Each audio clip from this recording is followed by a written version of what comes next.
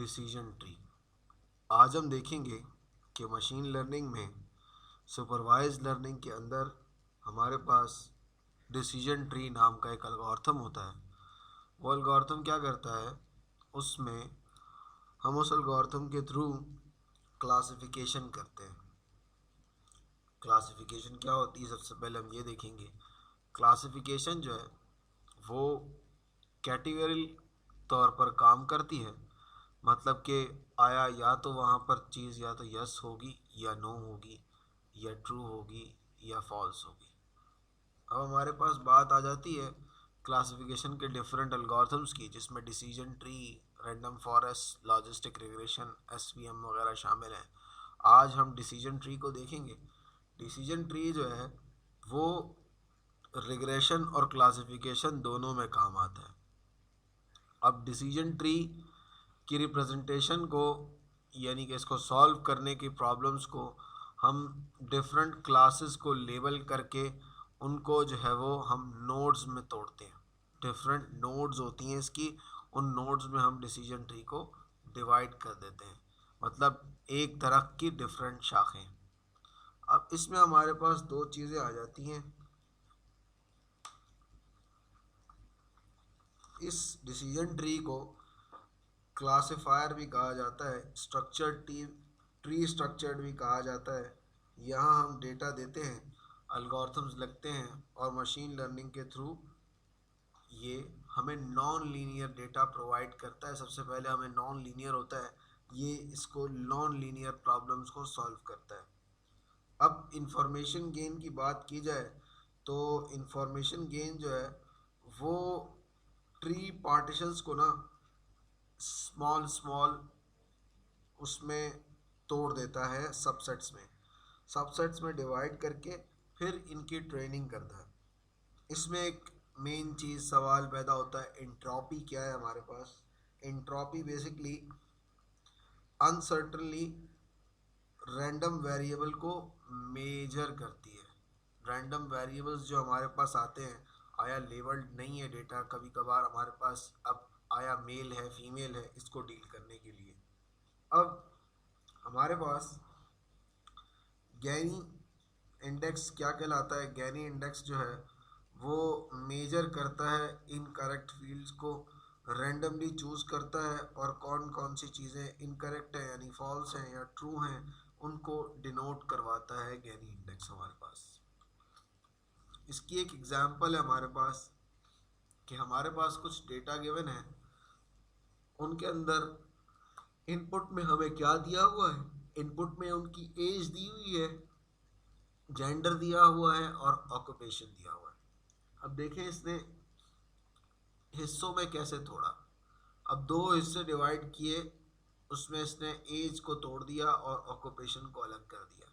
As और occupation अलग हो गई। एज की मैंने एक लिमिटेशन लगा दी कि भाई अब जो लिमिटेशन हमारे पास है एज की, वो 15 साल तक के अलग कर दो। अब 15 साल तक के लोग इसने अलग कर दिए।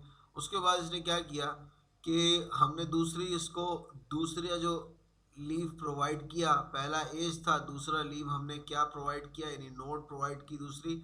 हमने कहा ये मेल है या नहीं है ये बता दो, तो इसने प्रिंट करके बता दिया कि ये मेल नहीं है या ये मेल है। जितने मेल थे उसने उसको यस कर दिया और जो मेल नहीं थे उनको नो में ले गया। या तो उनको ट्रू कर देगा या फॉल्स कर देगा, या यस कर देगा या नो कर देगा।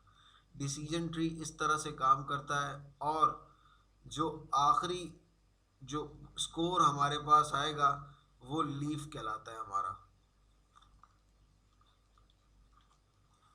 ये था हमारे पास डिसीजन ट्री की कुछ मैथमेटिकल व्यू और एग्जाम्पल। अब हम इसको कोड करके देखेंगे कि कोडिंग के थ्रू डिसीजन ट्री हमारे पास किस तरह से बिहेव करता है।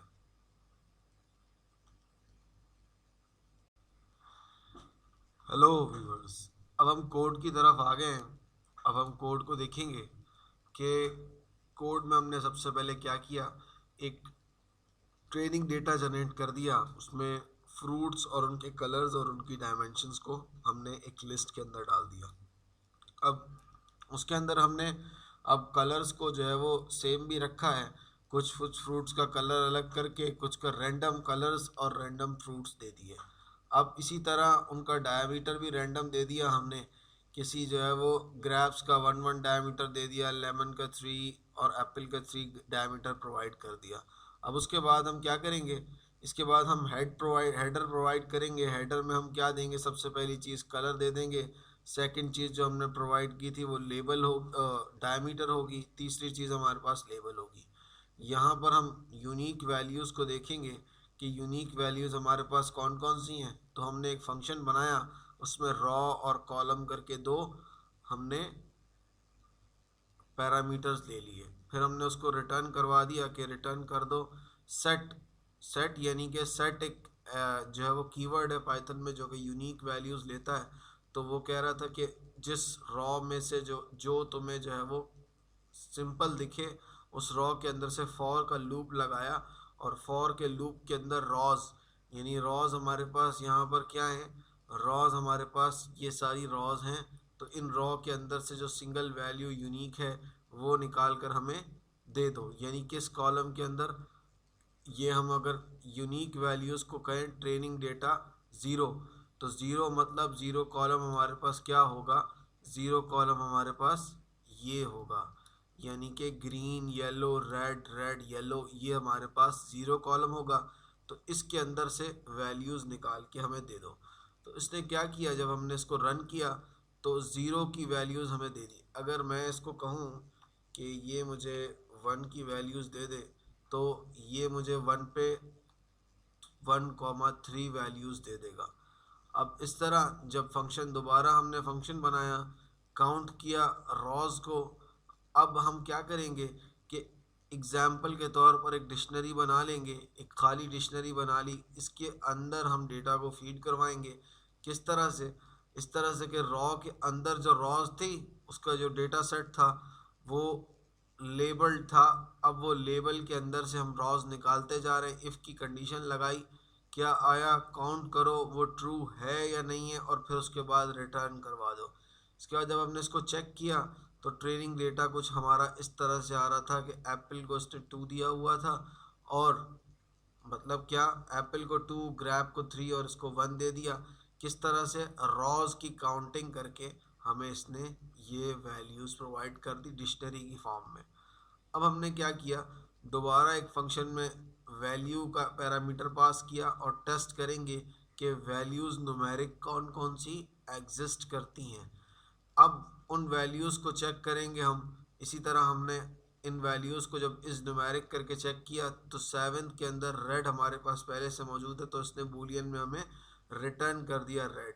अब हमारे पास क्वेश्चन के नाम से क्लास बनी हुई है, हमने क्वेश्चन के अंदर डेटा सेट को पार्टीशंस में तोड़ेंगे, और कॉलम नंबर जो हमारे पास होगा, यानी ज़ीरो या कोई भी कलर हो या कुछ भी हो, तो उसको जो मैच होगा हमारे मेथड के साथ, उसके अंदर से हम फीचर्स निकालेंगे। तो इस तरह कॉलम और वैल्यू दो चीज़ें हमने ले ली सेल्फ के अंदर, यानी कि इनिट दो एट्रीब्यूट्स बना लिए कॉलम और वैल्यू के नाम से। उसके अंदर हमने कह दिया सेल्फ और एग्जाम्पल।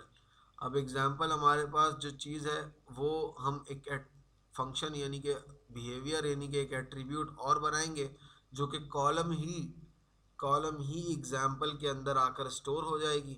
और फिर हम क्या करेंगे, रिटर्न किसको करा देंगे, इस न्यूमेरिक की जो वैल्यू हमारे पास आ रही थी हम उसको रिटर्न करा देंगे।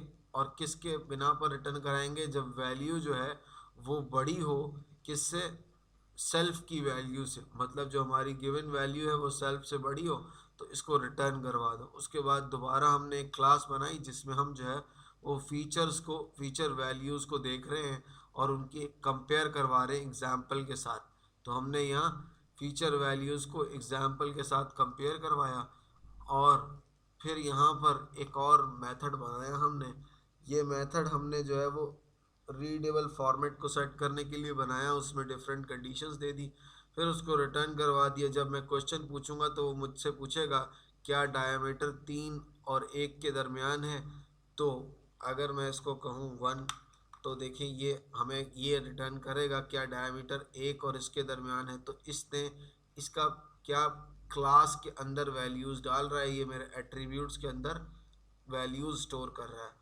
अब मैं जब क्वेश्चन से पूछूंगा तो वो मुझे ग्रीन कलर जो है वो आया पूछेगा ग्रीन कलर है या नहीं है, ये भी एज अ एट्रीब्यूट सेव करवा रहे हैं हम उसके एट्रीब्यूट के अंदर, क्वेश्चन के अंदर।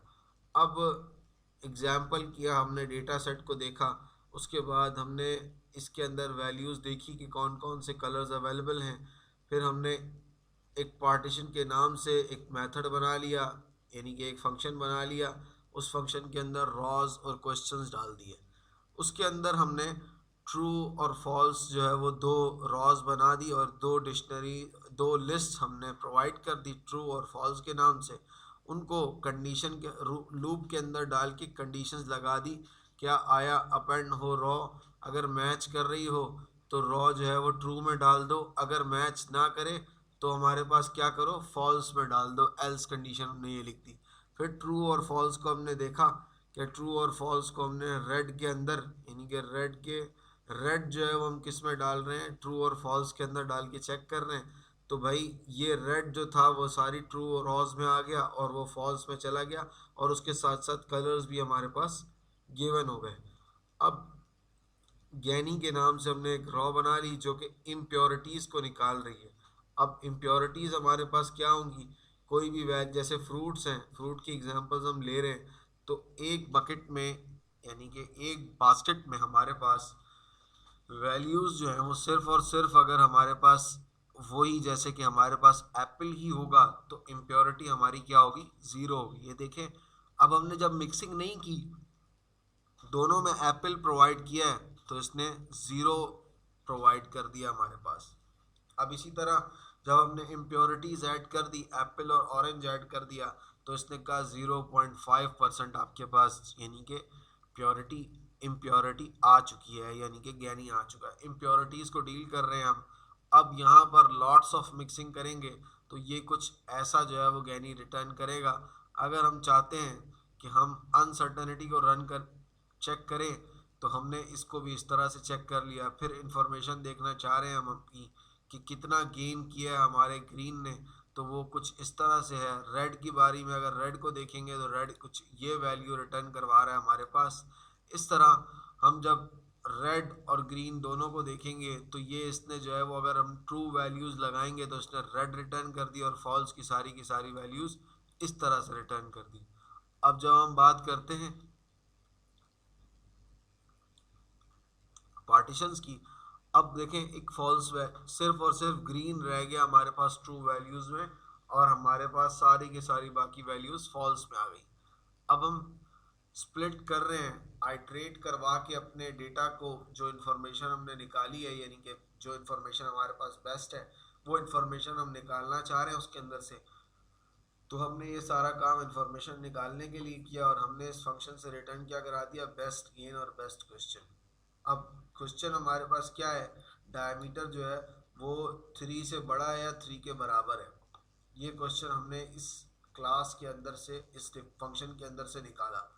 अब लीफ के नाम से क्लास बना ली जो कि डेटा को क्लासिफाई करवा रही है, और इसके अंदर हमने प्रिडिक्शंस करके, सेल्फ प्रिडिक्शन करवा कर क्लास के अंदर जो रॉस थी वो निकलवाएंगे। इसी तरह हमने जो है वो एक और क्लास बना ली डिसीजन नोड के नाम से। उसके अंदर हमारे पास दो चाइल्ड नोड्स अवेलेबल हैं, दो चाइल्ड नोड्स हमारे पास अवेलेबल हैं, उनको डील करेंगे। और एक और फंक्शन बनाया कि जिसमें ट्री बिल्ड होगा, और हमारे पास क्या होगा कि हमारे पास जो है वो फर्दर इंफॉर्मेशन तो नहीं गेन हो रही, पर यहाँ पर हमने इसको बनाने का मकसद ये था कि हम डिसीजन नोड को चेक कर सकें कि हमारा डिसीजन नोड क्या है। फिर प्रिंट ट्री की बात आती है। प्रिंट ट्री में हम प्रेडिक्ट कर रहे हैं कि हमारा जो ट्री है वो आया कौन कौन सी वैल्यूज़ ट्रू हैं और कौन कौन सी फॉल्स हैं। ये हमारे पास ट्रू और फॉल्स वैल्यूज़ रिटर्न करा देगा। क्लासिफिकेशन की बात आती है तो हमारे डेटा सेट को क्लासिफाई कराता है कि भाई एप्पल जो है वो 1 इंडेक्स पे पड़ा हुआ है हमारे पास। अगर हम अपने ट्रेनिंग डेटा सेट को देखें तो एप्पल हमारे पास 1 में पड़ा हुआ था, और इसने एप्पल जो है वो 1 का हमें लेकर बता दिया है। अब इसी तरह हम बात करते हैं लीफ की, कि हम लीफ को काउंट कराने जा रहे हैं।